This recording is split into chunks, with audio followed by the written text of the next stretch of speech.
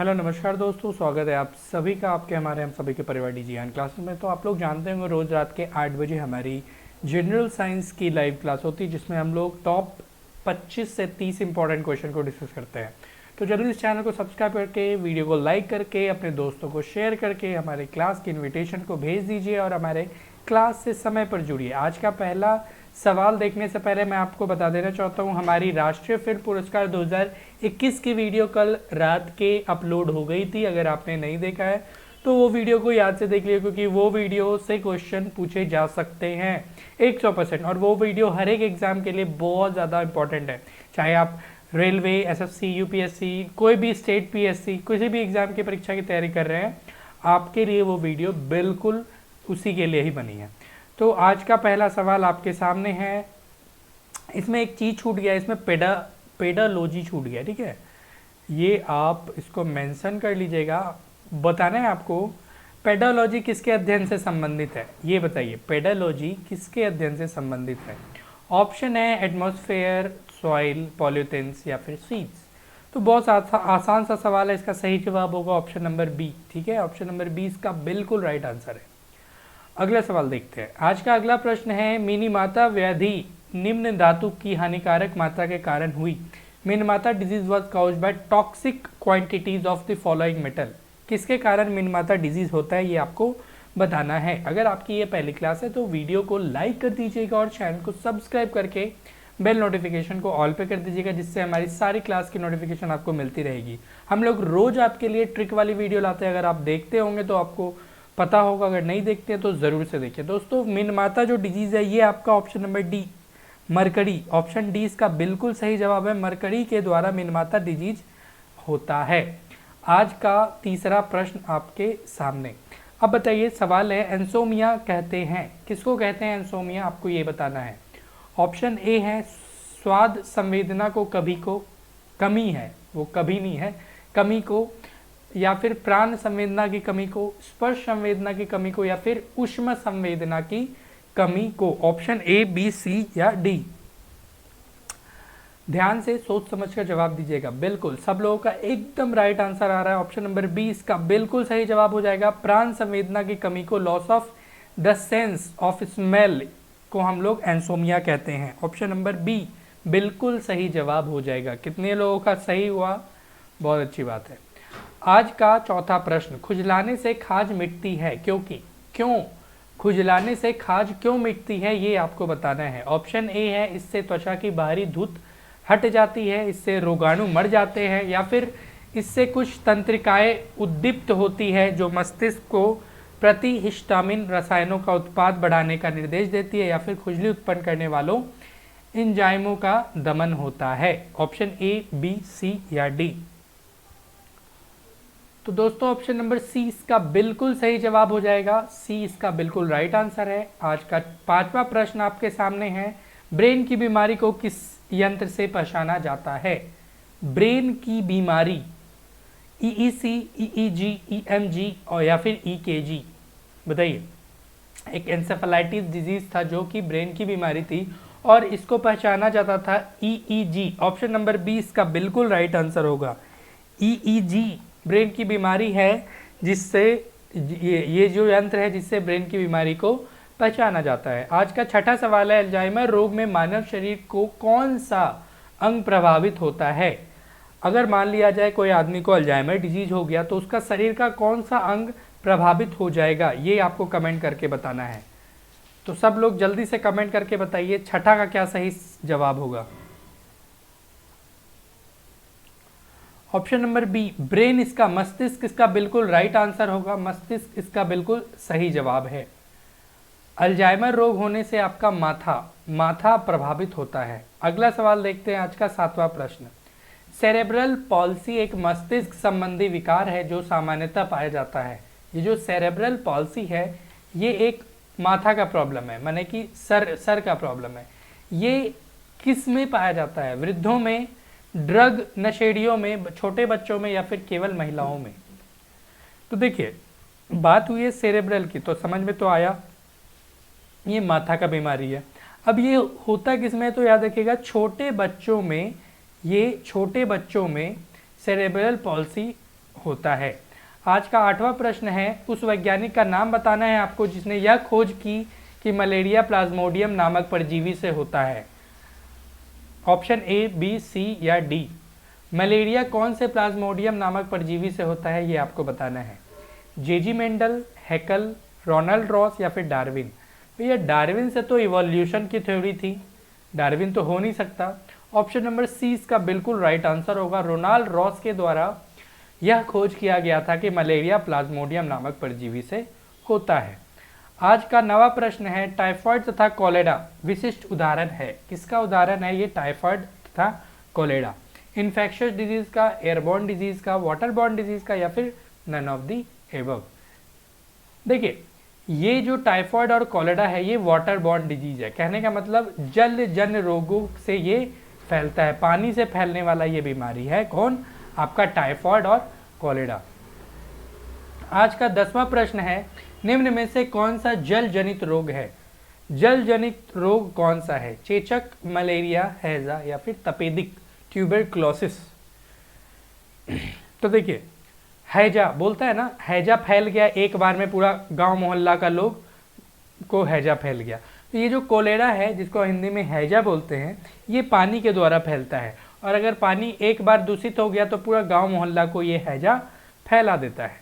आज का 11वां प्रश्न है, किस धातु से बनाई मिश्र धातु को हवाई जहाज तथा रेल के डिब्बों में पुर्जों के काम में लिया जाता है? कॉपर, आयरन, एल्युमिनियम या फिर नन ऑफ दीज। बताइए कौन सी ऐसी मिश्र धातु है जिसको हवाई जहाज तथा रेल के डिब्बों के पुर्जों बनाने के लिए यूज किया जाता है? तो देखिए एल्युमिनियम, ऑप्शन नंबर ए, और एल्युमिनियम का प्रयोग किया जाता है रेल के डिब्बों में तथा हवाई जहाज के में भी, पुर्जों में भी।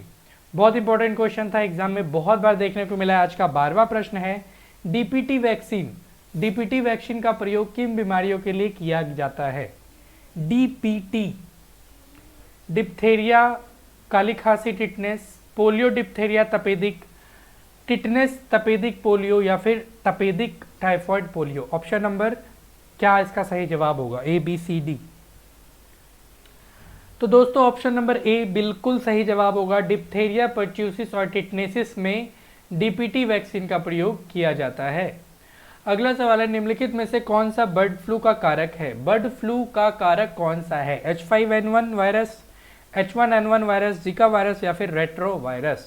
देखिए ये जो रेट्रो वायरस है भैया, रेट्रो वायरस से तो एड्स होता है, याद रखिएगा।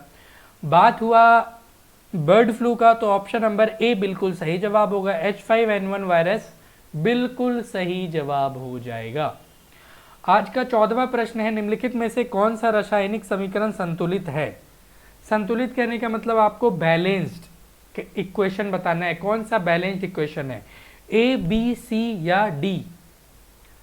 तो दोस्तों ऑप्शन नंबर डी जो है वो बिल्कुल बैलेंस्ड इक्वेशन है। देखिए मैग्नीशियम और ऑक्सीजन दोनों के साथ 2-2 है तो 2 Mg और 2 ऑक्सीजन। ठीक है, चलिए आगे बढ़ते हैं, अगला सवाल देखते हैं। अगला सवाल है, रानीखेत बीमारी किससे संबंधित है? ये जो रानीखेत बीमारी है ये कौन से संबंधित है? किसको होता है ये रानीखेत बीमारी? मुर्गियों से, गायों से, बकरियों से या फिर घोड़ों से? अगर आपको हमारी क्वेश्चन अच्छी लग रही है, हमारा मेहनत आपको अच्छा लग रहा है तो वीडियो को लाइक करना बिल्कुल मत भूलिएगा, और चैनल को सब्सक्राइब नहीं किए हैं तो अभी तक चैनल को सब्सक्राइब कर लीजिए। और रोज़ रात के हमारे 8 बजे इसी क्लास से जुड़िए जिसमें हम लोग टॉप 25 से 30 इंपॉर्टेंट जनरल साइंस के क्वेश्चन को डिस्कस करते हैं जो आपके किसी भी परीक्षाओं के लिए बहुत ज़्यादा महत्वपूर्ण है। तो दोस्तों ऑप्शन नंबर ए बिल्कुल सही जवाब होगा। रानीखेत बीमारी आपको मुर्गियों में देखने को मिलती है। आज का 16वां सवाल, इम्यूनोलॉजी का जनक कौन है? इम्यूनोलॉजी का जनक कौन है? Robert Koch, Louis Pasteur, Edward Jenner या फिर लैंड स्टीनर? देखिए ब्लड ग्रुप का अगर आपसे बात होगा तो ब्लड ग्रुप का बताइएगा लैंड स्टीनर है, लेकिन और एडवर्ड जेनर किसका है ये आपको कमेंट करके बताना है। और इसका सही जवाब क्या है? 16वां का सही जवाब है बिल्कुल एडवर्ड जेनर है इम्यूनोलॉजी का जनक। ठीक है, बिल्कुल सही जवाब है। आज का 16वां प्रश्न, 17वां प्रश्न देखते हैं। 17वां प्रश्न, जापानी इंसेफेलाइटिस का कारण होता है। जापानी इंसेफेलाइटिस किस कारण से होता है? बैक्टीरिया के कारण से, वायरस के कारण से, या फिर प्रोटोजोआ के कारण से, या फिर फफूंद फंगस के कारण से? तो दोस्तों ये जो जापानीज इंसेफेलाइटिस है ये वायरस विषाणु की वजह से ये जापानीज इंसेफेलाइटिस होता है। ऑप्शन नंबर बी इसका बिल्कुल सही जवाब होगा। आज का 18वां प्रश्न है, एलिसा परीक्षण किया जाता है किसके लिए? एलिसा टेस्ट किया जाता है एड्स पहचानने के लिए, क्षय रोग के लिए, मधुमेह के लिए, या फिर टाइफॉइड के लिए, टाइफॉइड की पहचान के लिए? बताइए। देखिए ये जो एलिसा टेस्ट है भैया ये एड्स की पहचान के लिए किया जाता है, एलिसा टेस्ट। आज का 19वां प्रश्न है, एड्स के लिए सबसे ज्यादा आजमाई गई दवा कौन सी है?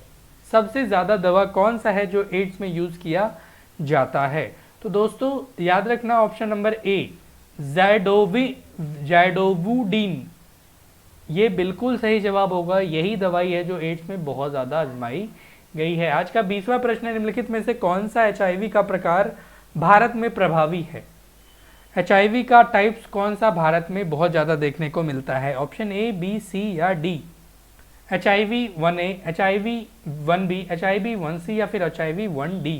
तो दोस्तों एचआईवी 1C इसका बिल्कुल सही जवाब होगा। एचआईवी 1C भारत में बहुत ज्यादा देखने को मिलता है। आज का 21वां प्रश्न है, मस्तिष्क तथा मेरु रज्जु पर चढ़ा झिल्ली में सूजन आ जाने से होने वाला रोग कौन सा है?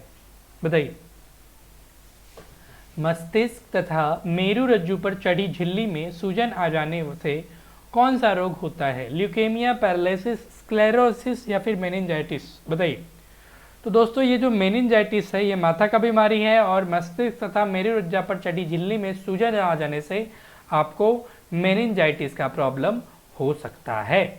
आज का 22वां प्रश्न है, निम्नलिखित रोगों में कौन टाइगर मच्छरों द्वारा संचालित नहीं होता है? टाइगर मच्छर, येलो फीवर, डेंगू 3, चिकनगुनिया या फिर जापानीज इंसेफेलाइटिस? बताइए। और ये जो पीली बुखार है, पीत ज्वर नहीं, पीली बुखार, ये जो येलो फीवर है ये टाइगर मच्छरों द्वारा संचालित नहीं होता है। बाकी आपका डेंगू, चिकनगुनिया और जापानीज इंसेफेलाइटिस सारे टाइगर मच्छरों द्वारा संचालित किए जाते हैं। ठीक है। आज का 23वां प्रश्न है, पीला बुखार निम्नलिखित के द्वारा फैलता है? किसके द्वारा पीला बुखार, अभी जो हम लोग पढ़ रहे थे येलो फीवर, किसके द्वारा फैलता है? Air, water, house fly, none of the above? तो देखिए ये जो पीला बुखार है ना ही वायु में फैलता है और भैया ना ही जल में फैलता है, और ये ससुरा मधुमक्खी भी कुछ नहीं कर पाती है, घरेलू मक्खी। तो ये नन ऑफ दी एबव इसका बिल्कुल सही जवाब होगा। आज का 24वां प्रश्न है, डेंगू बुखार में मानव शरीर में निम्नलिखित में से किसकी गर्मी हो जाती है? बताइए। डेंगू बुखार में मानव शरीर में निम्नलिखित में से किसकी कमी हो जाती है? प्लेटलेट्स, हेमोग्लोबिन, शुगर या फिर वाटर? देखिए डेंगू, जब भी कोई आदमी को डेंगू होता है ना तो उसका हड़हा के प्लेटलेट्स डाउन हो जाता है, और जब प्लेटलेट्स डाउन हो जाता है तो प्लेटलेट्स को चढ़ाने की बारी आ जाती है, और अगर आप प्लेटलेट्स नहीं चढ़ाओगे तो प्लेटलेट्स कम हो जाने के बाद आपका प्रॉब्लम हो जाना है। अगर 1.5 लाख, 1 लाख, 60,000, 70,000 प्लेटलेट्स हो गया, बहुत कम की कैटेगरी में आता है। 3 से 3.5 लाख प्लेटलेट्स आपका नॉर्मल है। तो ऐसे वैसे डेंगू की बीमारी मुझे भी हुई थी तो थोड़ा एक्सपीरियंस है, इसीलिए शेयर कर लिया। ठीक है। आज का 25वां और अंतिम प्रश्न है, निम्नलिखित में से कौन सा सांप जहरीला नहीं है? कौन सा जो सांप है वो जहरीला नहीं है? कोबरा, एक बार कटवाना देखना, समझ में आ जाएगा कोबरे का कितना जहर होता है। फिर दूसरा है वाइपर, तीसरा है कॉडल स्नेक और चौथा है अजगर। तो दोस्तों ये जो अजगर है, अजगर में कोई जहर नहीं होता है। ठीक है, याद रखिएगा, एग्जाम में पूछ सकता है। और जैसा कि हम आपको शुरू में भी बताया, राष्ट्रीय फिल्म पुरस्कार 2021 से रिलेटेड जितने भी क्वेश्चन बनेंगे आपको हमारा वीडियो डाल दिया गया, आप देख लीजिएगा। और हम लोग रोज़ आपके लिए ट्रिक की वीडियो बनाते हैं, अगर देखते होंगे तो बहुत अच्छी बात है, अगर नहीं देखते हैं तो आप कमेंट करके बताइए क्या आपने आज की ट्रिक वाली वीडियो देखी कि नहीं। अगर नहीं देखी है तो वीडियो को ज़रूर देखिएगा। रोज़ हम लोग ट्रिक की वीडियो बनाते हैं और एक अमेजिंग फैक्ट्स की वीडियो बनाते हैं, और रोज़ रात के 8 बजे आपकी जनरल साइंस की क्लास समय पर आ जाती है। तो सभी लोग जल्दी से वीडियो को लाइक कर दीजिए, अगर नहीं किए हैं तो चैनल को सब्सक्राइब करके बेल नोटिफिकेशन को ऑल पे कर दीजिएगा, जिससे कि सारी क्लास की नोटिफिकेशन, सारे वीडियोस की नोटिफिकेशन आपको समय पर मिलती रहे। चलिए ठीक है, फिर मिलते हैं अगली क्लास ठीक रात के 8 बजे। ऐसे ही हमें अपना प्यार देते रहें, और आप सभी को हमारे तरफ से शुभ रात्रि।